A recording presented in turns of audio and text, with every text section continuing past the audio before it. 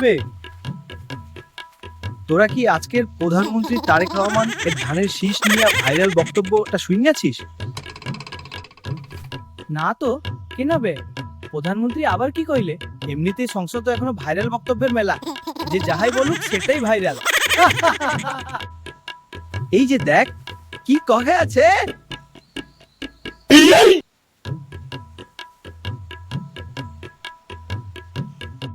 মাওলানা ভাসানীর প্রতীক ছিল কিন্তু ধানের শীষ। 1979 সালের নির্বাচনের প্রাক্কালে ভাসানী সাহেব তার ধানের শীষটি তুলে দেন শহীদ রাষ্ট্রপতি জিয়াউর রহমানের হাতে। হ্যাঁ বে বেল্টু, প্রধানমন্ত্রী তারেক রহমান এটা কি কইলে বে? আমি তো উইকিপিডিয়ায় দেখতে আসি হামিদ খান ভাসানী মৃত্যুবরণ করেছে 17 নভেম্বর 1976-এ। এটা কিভাবে সম্ভব? তুই ভুল দেখেছিস। আমার কাছে তো সেই মুহূর্তের ছবিও আছে যখন মাওলানা ভাসানী তার ধানের শীষটা তুলে দেয় শহীদ প্রেসিডেন্ট জিয়াউর রহমানের হাতে। এই যে দেখ।